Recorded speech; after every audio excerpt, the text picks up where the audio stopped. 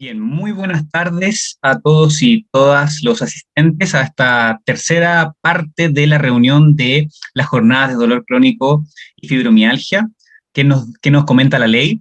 Desde ya le agradecemos su asistencia y puntualidad. Mi nombre es Matías Allendez, yo soy químico farmacéutico, director de la CHED, y me acompaña en esta oportunidad moderando la doctora Dilia Ruiz, quien es médico fisiatra, vicepresidenta de la CHED, la Asociación Chilena para Estudio del Dolor. Así que en el día de hoy vamos a estar en el último bloque, donde ya anteriormente hemos conversado un poco, ¿cierto?, sobre esta ley, sobre el espíritu de la ley, qué es lo que es necesario para que se pueda realizar una ley de fibromialgia y dolor crónico no oncológico. También en el segundo bloque conversamos desde el punto de vista de la teoría a la práctica, tuvimos la mirada desde las profesiones de anestesia, desde la psicología y desde la kinesiología. Y hoy vamos a tener también una mirada desde el punto de vista de esta futura ley, ¿cierto? Un tema que es no menor, es relevante para cualquier ley que se quiera implementar, ¿cierto?, en nuestro país, que va de la mano con los presupuestos, con lo económico, es decir, cuánto nos puede costar implementar una ley de estas características. Así que desde ya les damos las gracias. Antes de pasar a la presentación de nuestro expositor por parte de Delia, comentarles que vamos a tener una mesa redonda donde vamos a poder exponer ideas y realizar todas las preguntas a los expositores de toda la jornada anterior, y también cualquier pregunta que les vaya surgiendo durante la presentación la pueden ir escribiendo al chat. Súper importante, en lo posible, mantener los micrófonos apagados para no tener interferencia con la presentación. Dejo con ustedes a la doctora Dilia Ruiz, quien va a proceder a la presentación del expositor. Muchas gracias, Matías. Bienvenidos a todos y a todas. Efectivamente, hoy día es la última jornada de todo este ciclo de charlas respecto a la ley de fibromialgia y de dolor crónico no oncológico.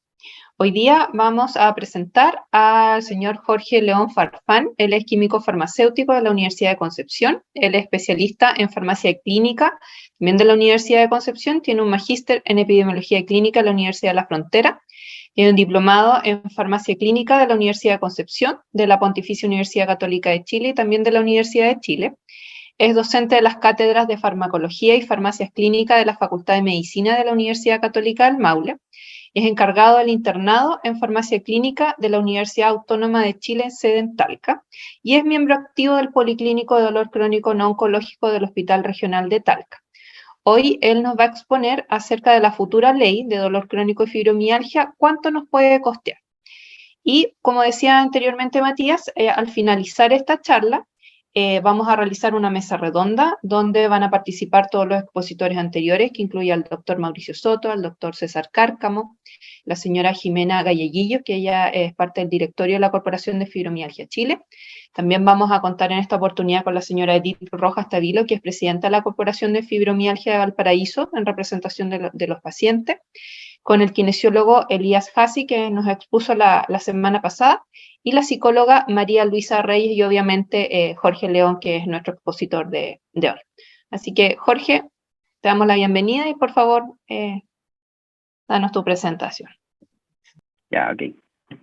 Bueno, muy buenas tardes a todos. Agradezco a la Sociedad Chilena para el Estudio del Dolor por haber pensado en mí, invitarme a participar en este conversatorio, ¿cierto?, sobre dolor crónico y fibromialgia.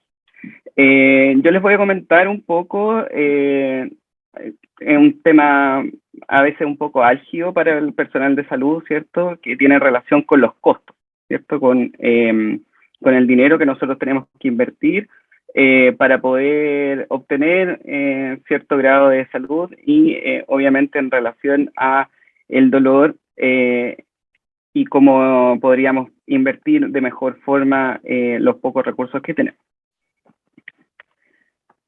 La hoja de ruta que nosotros tenemos, vamos a hablar solo para contextualizar, ¿cierto?, qué es el dolor crónico, qué es la fibromialgia, cuáles son los determinantes socioeconómicos en los cuales podríamos fijarnos, ¿cierto?, en Chile, cómo se comporta el dolor en nuestro país y finalmente vamos a hablar un poco de los costos asociados al dolor, a la fibromialgia y cómo fijarnos en estos antecedentes nos puede ayudar para poder establecer una ley sobre el tratamiento del dolor crónico y la fibromialgia. Bien.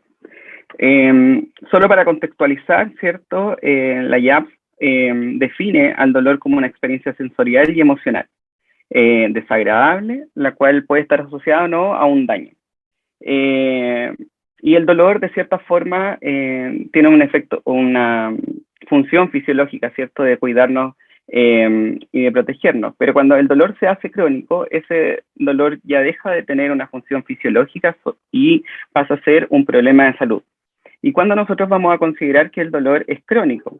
Vamos a considerar cuando este dura más allá del tiempo que necesitó el cuerpo para recuperar la injuria, ¿cierto?, que nos provocó el dolor, si es que esta fue la causa, y además se establece un límite que el dolor podría persistir por más allá de 3 meses.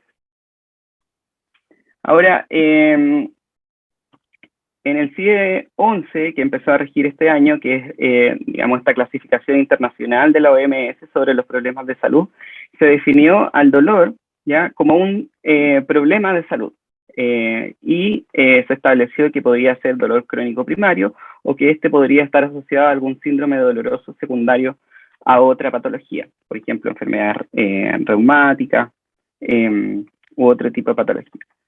El dolor tiene varias consecuencias, ¿ya? Consecuencias tanto en el área personal, psicológica, motora de los pacientes.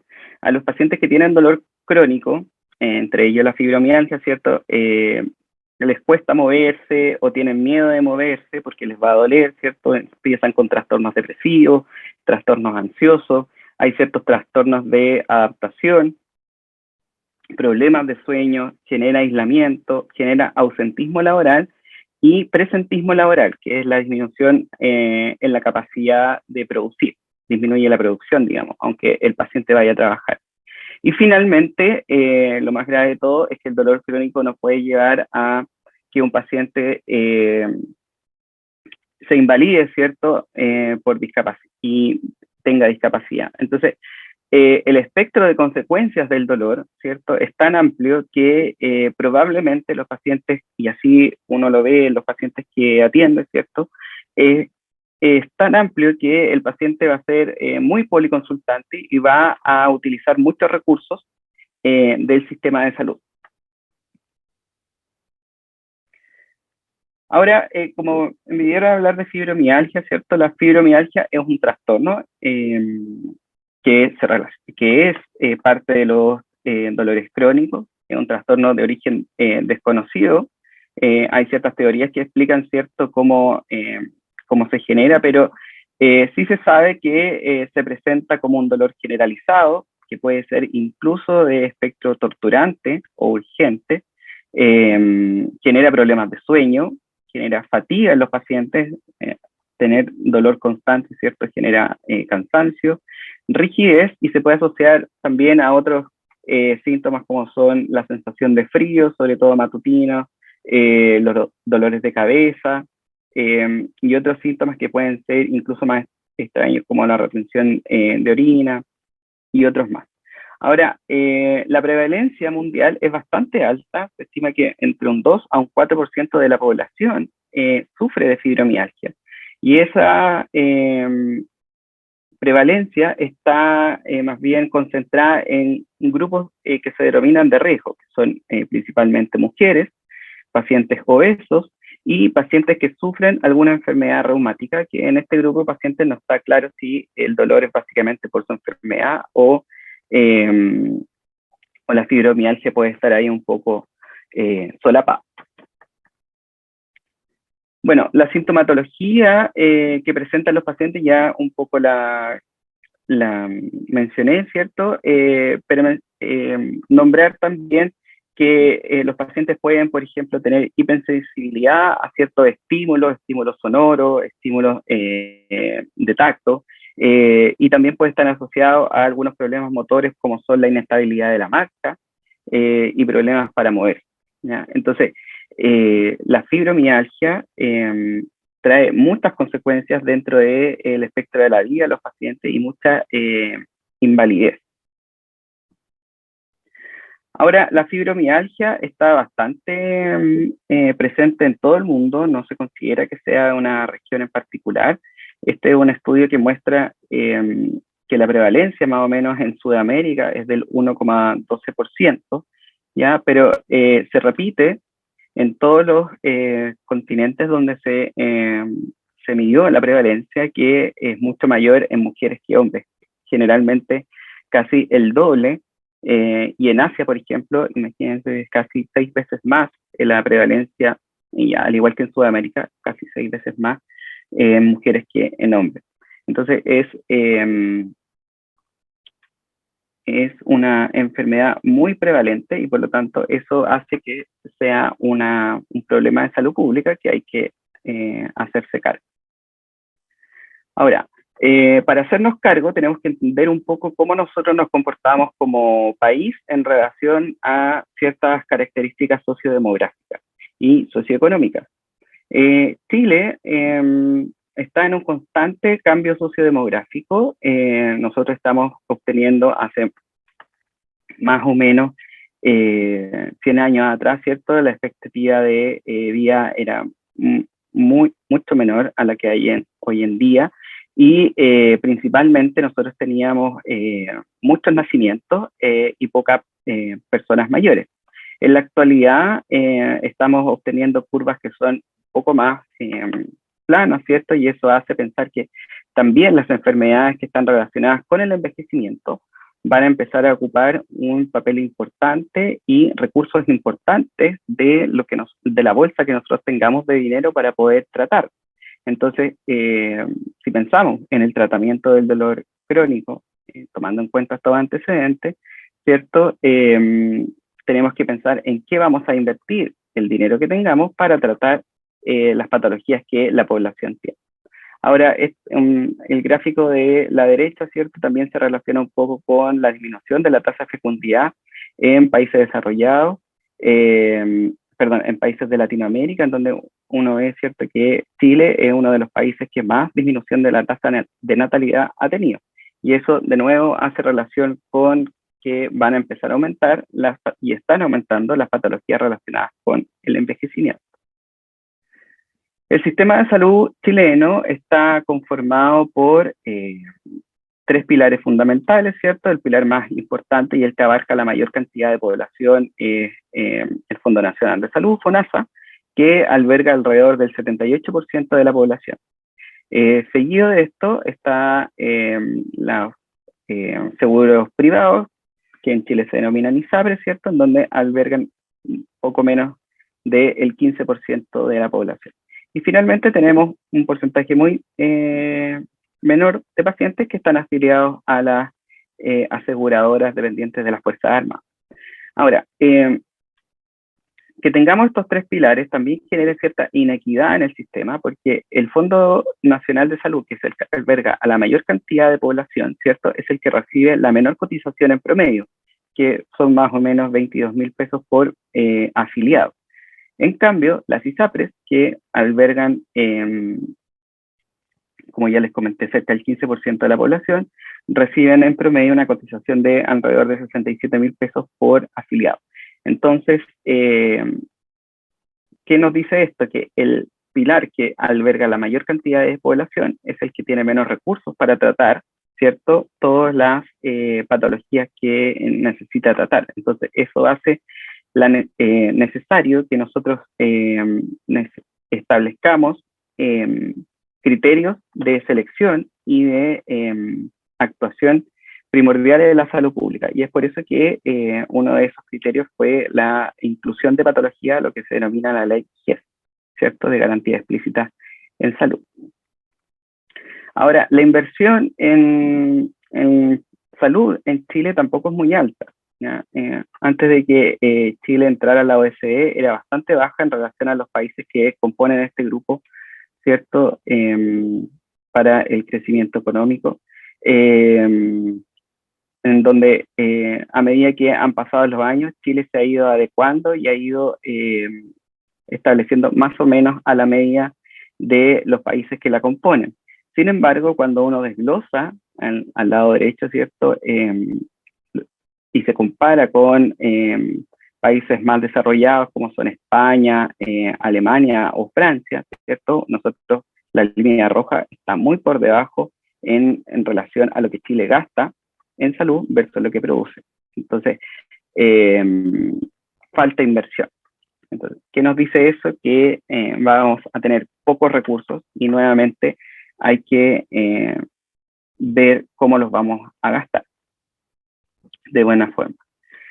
Otro dato importante que se establece en el sistema de salud chileno, y esto es un número que me gustaría que lo mantuvieran en su memoria, es que este es un estudio que muestra de un grupo de servicios básicos, que podríamos denominar las necesidades en salud, ¿cierto? ¿Cuánto logra cubrir el sistema de salud chileno? Independiente de si es ISAPRE, FONASA o el de las Fuerzas Armadas, y más o menos lo que está en azul es lo que logra cubrir, a la derecha, ¿cierto? Lo que logra cubrir el sistema chileno. Entonces, de las necesidades en salud, entre ellas fármacos, operaciones, visitas médicas, etcétera, o otros profesionales, solo logra cubrir el 80% de las necesidades. Y poco menos del 20% tiene que salir del bolsillo de los afiliados. Entonces, aquí se genera otra inequidad en el sistema, ¿cierto? Porque aun cuando yo gasto de mi bolsillo para pagar un seguro de salud, independiente de cuál sea, ¿cierto? Igual voy a tener que pagar más o menos el 20% del costo total de mi tratamiento. Y eso, obviamente, si las patologías son caras, involucra mucho dinero. Otra cosa que de nuestro sistema de salud es que se ha visto que a medida que aumenta la complejidad de las intervenciones que son necesarias realizar, disminuye la uniformidad en la atención entre la salud pública y la salud privada y de las Fuerzas Armadas. Entonces, si bien las atenciones que son básicas o simples son bastante uniformes en los tres pilares de atención, pero a medida que eso aumenta la complejidad, se va disminuyendo la uniformidad de tratamiento, generando a veces mayor gasto por poca uniformidad en el tratamiento. ¿Cómo se comporta el dolor crónico en Chile? Esto lo voy a pasar bastante rápido porque me imagino que lo habrán visto en alguna presentación, pero tiene una prevalencia bastante alta, cercana al 30%. Este es un estudio que se hizo en el 2018, en donde evaluaron, ¿cierto?, la prevalencia del dolor crónico a través de una encuesta, y se vio que se podía estimar que en Chile la prevalencia era de un 32%. Ahora, de los pacientes que tenían dolor, más o menos como el 85% siguió a grupo entre dolor moderado y severo, tenían un umbral alto de dolor. Entonces, eso quiere decir que un gran porcentaje de los pacientes necesitaban tratamiento. Por ejemplo. La mayoría de los pacientes tenían un dolor moderado y cercano al 21% tenían un dolor severo. Ahora, en relación a los tipos de dolor, ¿cierto? El 65% tenía un dolor de tipo somático y el 31% un dolor de tipo neuropático. Ambos necesitan un tratamiento bastante dirigido. Y también llamó la atención que el 70% de los pacientes que tenían algún tipo de dolor indicaban tener algún tratamiento. Pero vamos a ver luego que ese tratamiento a lo mejor no era tan efectivo. Otra cosa importante es que el dolor en Chile está bastante concentrado en personas jóvenes, ¿ya? Aquí se ve que entre los presentidos entre 20 más o menos y 50 años está concentrada la mayor cantidad de pacientes que tienen dolor. Y eso hace que, o impacta en la productividad del país, porque genera, como lo vimos en las primeras diapositivas, ¿cierto? Impacta tanto en el ausentismo laboral y también en la producción de la gente que, si bien puede ir a trabajar, su producción va a ser menor. Ahora, ¿cuáles son los principales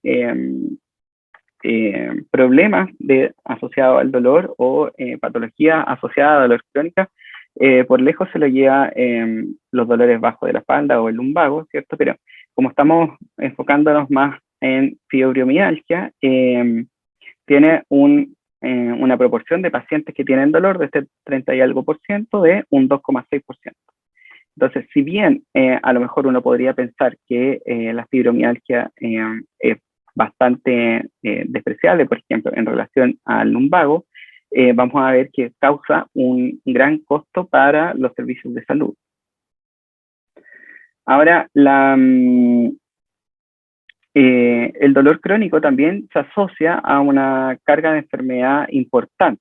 ¿Ya? Cuando uno analiza los años de vida con discapacidad, ¿cierto? Que es un término que se utiliza para ver cuánto o cómo impacta alguna patología en la productividad del país. Vemos que en general, ¿cierto? Más o menos como 1.200 millones de años, perdón, sí, 1.200.000 años de vida por discapacidad, años de vida con discapacidad, ¿cierto? Se acumulan cuando yo veo todo el dolor crónico. Y si nos fijamos en la fibromialgia, vemos que es la segunda patología que genera mayor discapacidad. Entonces, si bien el lumbago es el primero, y a lo mejor uno podría pensar que la fibromialgia, al tener una prevalencia, podría no impactar tanto en la discapacidad, vemos que no es así. Ahora, ¿a qué se asocia al dolor crónico? ¿Ya? Lo asociamos a la pérdida de productividad en términos monetarios, ¿cierto? Y a costos directos en salud, que principalmente van asociados tanto a consultas, a diversos especialistas y a medicamentos. Ahora, cuando hablamos de costos, ¿cierto? Cuando uno analiza los costos asociados al dolor crónico, cuando uno analiza el dolor crónico en general, vemos que es una cifra bastante elevada. Aquí me siento casi como en la Teletón, que son 547.336 millones de pesos que se gastan en dolor. Esto es un dato de Chile. Y eso más o menos es el 0,42% del Producto Interno Bruto.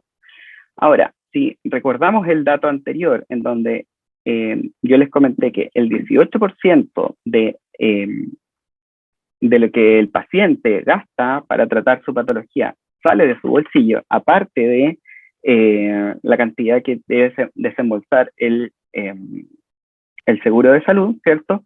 Más o menos 100.000 millones de pesos, perdón, 5.000 millones de pesos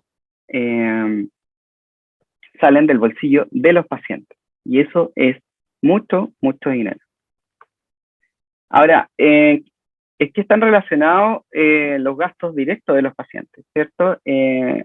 Fíjense ustedes que las consultas médicas y el tratamiento kinésico son lo que se llama la mayor torta de gasto, ¿ya? Y el tratamiento farmacológico, que uno podría pensar que las personas gastan mucho dinero comprando medicamentos, bueno, no se lleva tanto esto. Sin embargo, y esto era lo que les quería comentar en relación al tratamiento, cuando uno ve que cómo es la respuesta al tratamiento que se le está otorgando a los pacientes con dolor, ¿ya? La mayoría, a pesar de que el 70% de los pacientes indicó tener algún tipo de tratamiento, el 50% indicó que era regular, ¿ya? Y casi el 30% indicó que era malo. Entonces, a pesar de que el propio paciente, o si yo sumara a todos los pacientes, están invirtiendo 5.700 millones de pesos de su bolsillo en tratar su patología, la respuesta es mala. Entonces ahí nos tenemos que preguntar cómo estamos invirtiendo el dinero y si están bien enfocados los recursos que tenemos, tanto del sistema de salud como los pacientes, para que nos pasáramos a obtener un buen o excelente resultado, ¿cierto?, con el tratamiento que le podemos ofrecer a los pacientes.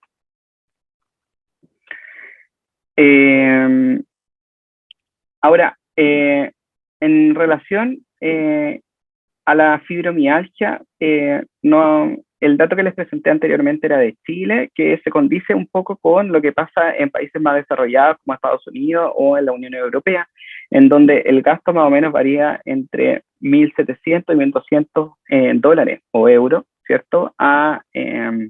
En Estados Unidos, miren, es mucho más que en Europa, 35.000 dólares, ¿ya? Por persona, por año. Entonces, es mucho dinero. Y cuando se han analizado en qué los pacientes gastan, a la derecha, en qué gastan los pacientes el dinero o en qué se gasta el dinero, ¿cierto? Son más o menos los mismos resultados de Chile, en donde la primera, digamos, el top de gastos se le lleva la atención por el equipo de profesionales, luego la atención por algún profesional especialista y en tercer lugar los medicamentos, ¿ya? Ahora, si uno ve en proporción al costo total, ¿ya? de este dinero, la verdad es que la atención en salud no es lo más caro del paciente, sino que lo más caro para el paciente es que el sistema de salud debe costear la discapacidad o el cese de trabajar de los pacientes, la disminución de la productividad. Y eso es lo que más impacta desde el punto de vista de los costos. Por lo tanto, eso nos lleva a pensar que nosotros debiéramos establecer una buena política de salud pública para tener un buen tratamiento y poder hacer que estos pacientes tuvieran un tratamiento que fuera efectivo, que finalmente les disminuyera el dolor, ¿ya?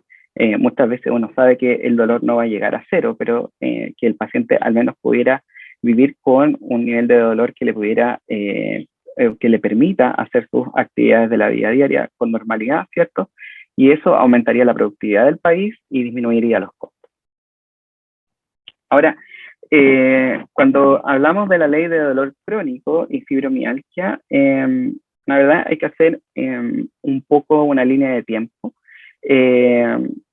Puede encontrar que recién en el 2012, a partir de una lucha que dieron ciertas organizaciones, ¿cierto? El Senado solicitó al Ministerio de Salud elaborar un registro epidemiológico de los pacientes que sufrían fibromialgia. Y si bien eso se hizo, luego pasó a un reglamento que indica, el objetivo de esto era ingresar el dolor crónico, la fibromialgia, a las patologías GES, y para que una patología entre al GES tiene que cumplir en varias etapas, ¿cierto?, de estudios de costo, ver en qué parte de la priorización de problemas de salud queda, y cuáles son las intervenciones asociadas que deberían incluirse en esa ley. Bueno, eso pasó el 2012, la verdad es que se avanzó un poco, pero no mucho. Luego, entre el 2016 y el 2019, se han presentado 5 proyectos de la misma índole, en donde se pide elaborar este tipo de registros para poder incorporar la patología al GES, y actualmente 3 se encuentran aprobados y 2 se encuentran en tramitación. Y en la actualidad que tenemos, bueno, seguimos esperando una ley. Esperábamos que, para los que trabajábamos en salud, por ejemplo, que nos pudiera apoyar un poco la ley de cuidados paliativos universales, que tampoco al parecer va a pasar. Y seguimos esperando que este tipo de patologías, que tienen una alta prevalencia y, como ven, generan una alta carga para costos, ¿cierto?, para el sistema de salud, sean aprobados. Ahora, si uno tuviera que pensar en qué hay que invertir, bueno, ahí hay que fijarse en qué dice la literatura, ¿ya? Y cuáles son las intervenciones que dan resultados finalmente, y qué es lo que debiera incluir esa ley, ¿ya? Si es que entrara al GIE. Las intervenciones con mejor evidencia para la fibromialgia muestran que tanto el ejercicio, la terapia conductual o la terapia psicológica, equipos que puedan educar al paciente y el tratamiento multidisciplinario de un paciente con fibromialgia es lo que mejor evidencia tiene, ¿ya?, dentro del punto de vista de las intervenciones no farmacológicas. Ahora, hay cosas que uno encuentra en la literatura que si bien se hacen para la fibromialgia, a lo mejor no tienen tan buena evidencia, porque yo no me atrevería a decir que son malas, pero quizás los estudios que la apoyan no son tan de buena calidad, y aquí encontramos, por ejemplo, la acupuntura o la hipnoterapia. En relación a los fármacos, ya hay varios fármacos que tienen buena evidencia, que se pueden utilizar y que la verdad uno los encuentra relativamente fáciles en el sistema de salud, como son fármacos tricíclicos, algunos antidepresivos y relajantes musculares. Y a lo mejor fármacos con moderada evidencia, que esto varía dependiendo de lo que uno toma, ¿cierto? Podríamos incluir el tramadol o algunos opioides, como el tapentadol, ¿cierto? La pregabalina y algunos antidepresivos como la venlafaxina de duloxetina.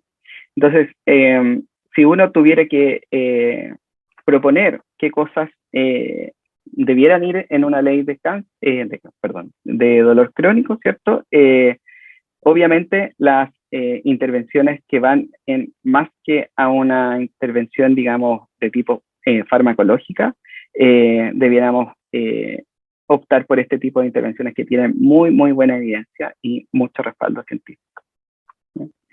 Bien, y como conclusiones a mi presentación, decir que el dolor crónico y la fibromialgia son altamente prevalentes y que generan una carga de enfermedad importante, y esto conlleva muchos costos para los sistemas de salud y para el país finalmente, que el sistema de salud chileno no es capaz de satisfacer el 100% de las necesidades básicas, ¿ya? Solo estamos hablando de necesidades básicas, como por ejemplo sería tratar un dolor. No estamos hablando de necesidades especiales o de patologías de alto costo. Y que del gasto en salud, el 18%, independiente de el pilar de salud que uno utilice, ya sea privado o el fondo público, ¿cierto?, va a salir de su bolsillo. Existen proyectos de ley, ¿cierto?, que buscan incluir esta patología en el GES, y hay que seguir luchando porque esto ocurra. Pero cuando ocurra y a lo mejor a las sociedades como la CHET le pregunten, ¿cierto?, qué debiera incluir dentro de la canasta, es importante, y no me cabe la duda que va a ser así, ¿cierto?, incluir tecnologías sanitarias con alta evidencia como son la terapia psicológica, el ejercicio y la atención multidisciplinaria que uno podría entregar en las unidades de dolor. Muchas gracias. Muchas gracias, Jorge, por tu presentación.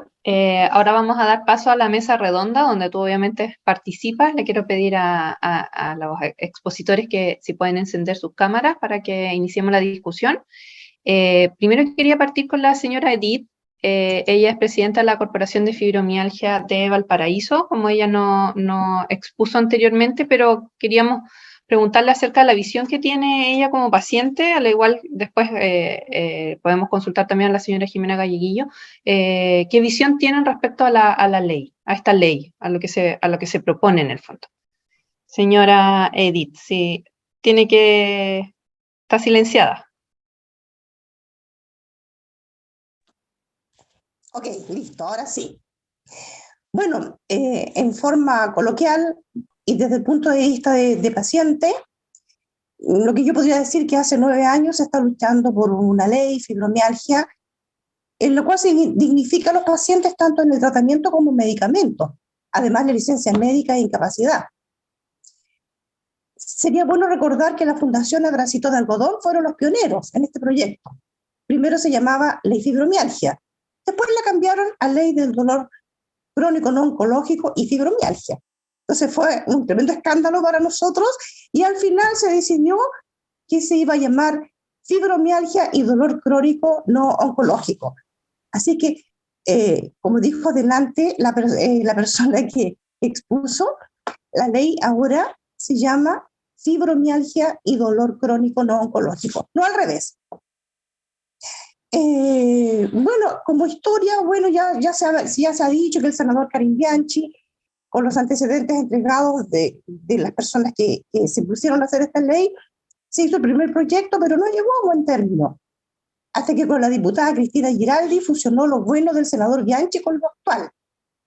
Eso estamos hablando un poquito de las cosas que han ido pasando desde el punto de vista de los pacientes, digamos, desde los socios, de los que hemos estado aquí en este trayecto. Ahora, es bueno mencionar que el trabajo que hay detrás de esta ley también tiene que ver con el trabajo presencial y presión que se ha hecho con las agrupaciones de fibromialgia a través de Chile. Fueron invitados muchas organizaciones, bueno, algunas no se sumaron. Bueno, ¿para qué vamos a decir qué significa fibromialgia? En todo se ha estado diciendo qué es lo que es el síndrome de dolor crónico, percibido en músculo, articulaciones, por 3 meses de duración. Ya hasta el momento ya sabemos lo que significa. Además son varios síntomas que sería muy largo de enumerar. Nosotros, o sea, lo que busca establecer principalmente esta ley es que no solo se reconozca la patología como una enfermedad, y eso es muy importante que se reconozca como enfermedad, sino además busca establecer derechos, tales como acceder a distintas alternativas terapéuticas, incluyendo las medicinas complementarias. Eso nosotros estamos tratando de que se cumpla. Ahora, lo que se logra con todo esto, además que tengamos asegurado el tratamiento, no importa si es FONASA, ISAPRE, CAPREDEN o nada.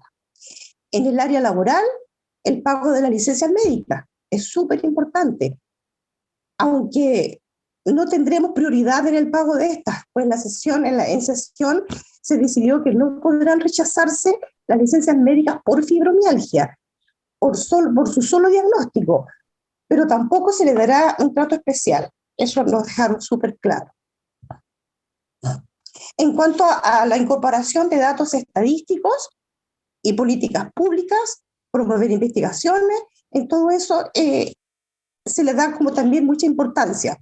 En cuanto a los datos estadísticos del Ministerio de Salud, hasta el momento no se han hecho en forma así como congruente. Hay otros datos estadísticos de otras fuentes por las que se guían los investigadores. No necesariamente son del MinSal.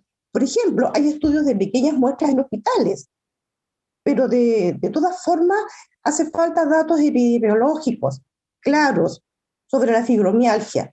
Falta investigación, tanto como en las causas y tratamientos de la fibromialgia. Estamos lejos de eso. Y en materia de educación, incluye la implementación de programas dirigidos a entidades médicas, universidades, pacientes, familia y de la ciudadanía, y yo diría también en el trabajo, sobre el diagnóstico, pronóstico y alternativas terapéuticas de la fibromialgia. También establece la promoción e incentivo a la investigación entre la medicina tradicional y la medicina complementaria. Bueno, como se ve, hay harto que nos apoya todo esto. Y una vez aprobada la ley, porque yo sé, estoy segura que se va a aprobar muy pronto, nos toca un trabajo arduo, porque ahora sí viene un trabajo muy fuerte, porque tenemos que ver que esto se cumpla, que se mantenga. Eso es muy importante. No nos vamos a quedar con los brazos cruzados, esperando que todo se nos dé. Sin duda, muchas gracias, Edith, por compartir, ¿cierto?, su visión, sus palabras. La verdad que a nosotros esto nos nutre bastante para poder hacer un mejor trabajo. Y en ese contexto también, ¿qué opina la señora Jimena Gaiguillos con respecto también dando un poco, ¿cierto?, redondeando estas 3 jornadas? Hola, buenas tardes a todos. Bueno, como yo lo dije en mi presentación de hace 2 semanas atrás, veía que esta ley ojalá pueda, como dice la señora Edith, cumplirse, que sea en beneficio de los pacientes, sobre todo por los costos que esta va a significar, con la gran cantidad de pacientes, pero quisiera también transparentar, digamos, que nosotros como institución hacemos estudios, digamos, investigación con nuestro equipo de médicos de la Universidad de Chile, de la Católica. Trabajamos en las políticas públicas, digamos, junto al Ministerio desde el 2009, y también los alumnos de la Universidad de Chile de segundo y tercer año pasan fibromialgia, digamos, para los futuros médicos. Así que por ese lado vamos en buen camino, digamos, de la información que reciben. Y nuestra labor como institución, que es bastante conocida por los tantos años que llevamos en el sistema, nosotros educamos a los pacientes. Este año hicimos 28 charlas a pacientes de todas las especialidades, ¿ya? Donde estaba la doctora Delia Ruiz, ¿ya? Y creo que el paciente, lo primero que tiene que hacer es saber de qué es lo que está enfermo. Educarse es lo fundamental, y mirando la ponencia de Jorge León, decía que primero estaba el ejercicio y después la parte psicológica. Según mi visión, digamos, por los años de experiencia, creo que primero está lo psicológico y después estaría el ejercicio. No, lo que pasa es que están en el mismo nivel, son los que tienen mejor evidencia. Sí. Dentro del punto de vista de la aplicación, tanto la terapia psicológica, yo no los podía poner en un más o menos nivel, sino que solamente, en fondo, en qué uno debiera poner los huevos de la canasta, ¿cierto? Es en la terapia psicológica y en permitir que los pacientes hicieran ejercicio. Claro, en eso nosotros tenemos excelentes resultados con los psicólogos, con el ejercicio, ya sea en agua, en piscina, temperada, en yoga, ejercicio aeróbico, les hacen talleres. Tenemos, digamos, al paciente, por lo menos en Santiago, está bien como encaminado, bien estructurado el sistema que tenemos para ofrecerle al paciente como para que aprenda de su enfermedad. Muchas gracias también, Jimena, por su comentario. Vamos por orden un poco para que vamos avanzando. Teníamos a Mauricio Soto, iba a comentar ahora, y posterior a Mauricio Soto va a nuestra psicóloga Alejandra Rodríguez también, para ir manteniendo el orden y pidiendo también la palabra. Bueno, buenas tardes. Muy interesante la presentación de hoy. Y entre la presentación que hizo Jorge con los comentarios aparecen varias cosas. Y uno va tomando notas, aparece asegurar un tratamiento, o sea, cosas respecto de lo que la ley nos impone, asegurar un tratamiento, derechos, investigación, pago de licencia. Entonces se nos van sumando cosas y la pregunta es cómo. Entonces la pregunta de ese cómo, y ese es el objetivo de esta jornada, es hacer una crítica que no sacaría la parte constructiva, pero sino que sea una crítica que visualice cómo esto va a ir avanzando, ¿ya? Porque son muchas cosas y las preguntas, claro, la actividad física funciona, la piscina, perfecto, pero la pregunta era, ¿vamos a tener una piscina en todos los centros CEFAM? ¿Dónde vamos a concentrar esto en atención primaria? ¿Qué tipo de tratamiento? Entonces, frente a eso, me gustaría dejar una pregunta en el aire y ir a un poco una frase que utilizó María Luisa en su presentación, que es ir a la práctica. ¿Cómo se imaginan ustedes que podría ser o debería ser el flujo de pacientes con fibromialgia para que finalmente accedan a un tratamiento que les corresponde? Perfecto. Alejandra, si que estás con la manito levantada. Estás muteada. Sí, perdón. Buenas tardes, mucho gusto a todos. No voy a contestar la pregunta de Mauricio, porque es un poquito extensa y quería un poco acotar lo que Jorge planteó en términos de cuáles son los costos directos. Claro, para nosotros con la María Luisa, todos los psicólogos que nos estamos dedicando al dolor crónico no oncológico, es súper desalentador ver, ¿no es cierto?, que en el gráfico de torta no aparecemos. Es decir, que en los costos, ¿no es cierto?, no aparece la terapia, pero sí en los estudios que menciona Jorge y que nosotros conocemos y todos conocemos, la terapia cognitivo-conductual es la que presenta más evidencia, un tratamiento psicológico especializado en dolor, no cualquier tratamiento, ojo con eso. Entonces la pregunta es, ¿cómo incluimos, no es cierto? Porque yo siento que el ejercicio, aquí sale en el gráfico, el tratamiento kinésico está bastante bien posicionado, ¿no?, en un 32%. Pero ¿qué pasa con la psicología? Y bueno, creo que los psicólogos tenemos que hacernos cargo también, un poco lo que decía Mauricio, hacer un mea culpa, sobre todo los docentes, donde no hay formación en pregrado de esta especialidad que es la psicología médica. ¿No? Hay muy pocas, Recuerdo la USACH, que fui parte del cuerpo docente del diplomado de fibromialgia que duró 2-3 años y después no siguió. Hay interés, obviamente, y módulos, clases que están abordando el dolor crónico no oncológico.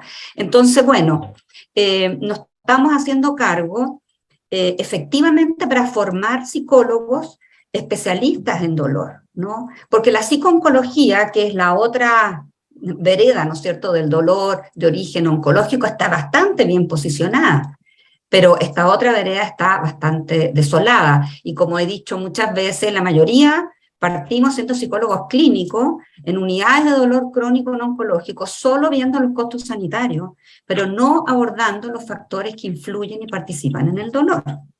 Entonces, creo que desde pregrado, ¿no?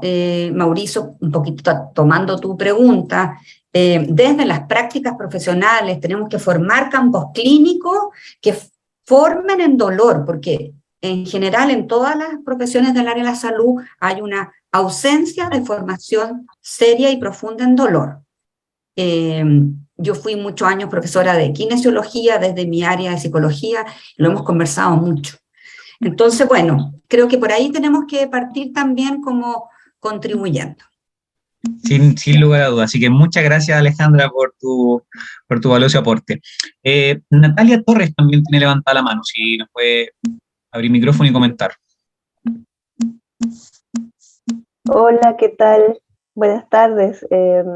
Sí, yo soy alumna de la profesora, soy psicóloga también, soy alumna de la profesora Alejandra Rodríguez, que fui gratamente invitada a este conversatorio, pero también porque soy parte de la Corporación Fibromialgia Quinta Región, con Edith Rojas, que es la presidenta de la Corporación Fibromialgia Quinta Región. Somos de Quinta Región, no solamente de Valparaíso, ¿no? Tenemos personas desde Valparaíso hasta Limache, incluso por ahí La Ligua, etcétera. Bueno, quería comentar un poco también, complementar un poquito lo que dijo Edith, sobre todo básicamente en la lucha de las personas con fibromialgia, que ha sido una lucha de muchos, muchos años, donde Edith también se ha sumado las conversaciones con porque esto fue un trabajo de agrupaciones, un grupo de agrupaciones de fibromialgia que tuvieron que unirse y han pasado por varias cosas también, incluso divisiones en este grupo. Y hubo una parte de este grupo que siguió luchando y la que consiguió finalmente esta ley, la pronunciación de la ley. Y al respecto también quería mencionar que esta lucha también surge de la indignación, de la molestia, como es el trato desde los profesionales de la salud a las personas con fibromialgia, porque es como distinto si una persona llega con una radiografía, con un escáner, que prueba de su dolor, es como distinto el trato a cuando una persona dice que solamente le duele y no hay otro trato. Entonces han sido muy discriminados, entonces desde ahí surge esta molestia y desde ahí surge la lucha también. Y por eso quería, como desde el aspecto de las personas que viven en esta patología, lo quería como relevar, digamos, el aspecto de que por fin ahora en Chile sale esta ley y hay como una sensación en las agrupaciones de que por fin estamos logrando algo, si bien tal vez todavía no es definido, todavía no está concreto, tal vez no está claramente lo que debiera ir en esa ley. El hecho ya que haya una ley ya les permite a la gente decir, vamos a ser visibilizados, nos van a poder tomar en cuenta ahora, ya no nos van a poder discriminar solamente porque decimos que nos duele y nos mandan para la casa con un paracetamol. Es como por ahí va esa indignación, pero también la indignación va por la diferencia en la atención en salud, porque todo es centralizado, al final la atención en salud es centralizada en Santiago. Es todo, ahí está todo lo que sea de tratamiento, incluso privado. En las regiones hay poco acceso a tratamiento. Imagínense en Punta Arenas, ahí también hay agrupaciones de fibromialgia, desde ahí también, incluso desde ahí surgió como un acto también movimiento para que puedan tener acceso a la salud. Imagínense las regiones distantes, Arica, Punta Arenas, Aysén, donde para poder tener acceso a cualquier cosa, incluso de cualquier tema de salud especializado, tienen que tomar avión, viajar, y los costos son aún mayores. Entonces, también eso es importante a considerar en esta ley, que sea un acceso uniforme en todo Chile y que sea realmente accesible en términos de costo también, en términos de costo, pero también uniforme en todo Chile desde salud pública, desde un derecho de salud. Entonces también yo quería comentar eso, porque quería, por lo mismo, con todo esto, mencionar que desde ahí va el sentimiento y la lucha de tantos años de las personas con fibromialgia. Imagínense con ese dolor y esa fatiga, tener que luchar para pedir un derecho a ser vistos y atendidos con dignidad. Eso quería comentar. Eso. Muchas gracias, Natalia, por tu aporte. Igual, bueno, comentar lo que se ha dicho en el chat, que dan hincapié, dan énfasis en el fondo a los estudios que hay que hacer por parte de fibromialgia, todo lo que conlleva la enfermedad. Claro, Edith nos comenta que no es solo dolor, sino obviamente toda la sintomatología que va añadida y todas las implicancias que existe en la calidad de vida de los pacientes, como sus alteraciones desde el punto de vista familiar, las limitaciones que tienen desde el punto de vista laboral, social, etc. Muy importante el tema de la psicoterapia especializada en dolor. Y yo quería preguntarle a Elías, también como parte de nuestros expositores, desde el punto de vista de la parte física en el fondo, ¿cómo podemos llegar a la práctica ese tema? ¿Cómo vamos inculcando o haciendo partícipe a las personas a realizar ejercicio? ¿Desde qué etapa? ¿Cómo lo podemos hacer, digamos, en la práctica para que el ejercicio forme parte, digamos, del manejo fundamental de pacientes con dolor crónico y con fibromialgia? Hola, muchas gracias por la pregunta. Espero que estén todos muy bien. En relación al ejercicio físico y el dolor persistente, y en este caso la fibromialgia, yo creo que va muy de la mano con la educación. Se ha visto que, o sea, la evidencia es clara y es sustentable en relación a que disminuir los síntomas, mejorar la funcionalidad del paciente, solamente con educación tiene un porcentaje, solamente con ejercicio tiene un porcentaje, pero si juntamos estas dos herramientas, el beneficio para el paciente es mucho mayor. Eso, primero que todo, yo creo que es fundamental destacar, porque si solamente nos preocupamos de una terapia física, los resultados no van a ser tan positivos si es que lo mezclamos con esta herramienta terapéutica que es la educación, que yo creo que es lo más importante en relación con estos pacientes. Y en base a lo que es el ejercicio físico como tal, lo mencioné un poco en mi presentación. Yo creo que lo primero que todo es hacer ejercicio que le gusta al paciente, a la misma persona, y de ahí usar un enganche para empezar a movernos buscando la respuesta y la tolerancia del paciente, y en base a eso hacer una exposición gradual y rítmica. Yo creo que eso también es fundamental para empezar de a poco a inculcar el ejercicio a la persona. Finalmente, no hay una guía estructural y tampoco hay un mínimo, porque todas las personas son un mundo diferente, y en base a eso nosotros tenemos que ser bien enfáticos y empezar a ir desarrollando el ejercicio físico según también lo que la persona quiera y cómo la persona también va a responder. Sin lugar a dudas. Así que muchas gracias, Elías, también por tu comentario. Para ir finalizando ya este conversatorio y esta reunión, queríamos dejar a María Luisa, también nuestra psicóloga que expuso en la parte 2, con unas palabras un poco ¿cierto?, de lo importante que es la salud mental. Si nos puede comentar en parte su experiencia y en parte cómo ella va avanzando y, digamos, cómo ve que se avecina esta propuesta de ley. Yo creo que es todo un desafío, como conversábamos también el otro día, no solamente como para los profesionales que trabajamos en esto, sino como sociedad, cómo vamos a empezar a incorporar también el dolor y el malestar como parte de nuestra experiencia, como algo que queremos validar, como algo que queremos abordar también en ese sentido, y cómo también nosotros jugamos un rol como ciudadanos en el fondo también en que esto efectivamente logre una bajada a la práctica. No sacamos nada en el fondo generando una ley y poniendo los fondos si es que como sociedad tampoco somos capaces de dar cabida a un tema tan importante y que nos toca a todos transversalmente en algún punto de la vida. Más allá de eso, yo creo que el desafío que nos queda a los profesionales, como tal como decía Alejandra, también es no solamente el tema de generar conocimiento, sino que también de difundirlo y también nosotros hacernos parte de lo que es la formación en esta área tan específica pero tan necesaria. Y cómo logramos que eso también llegue a los distintos rincones de Chile.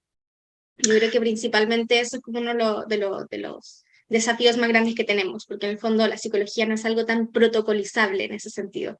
Entonces nos llega como un desafío bien importante.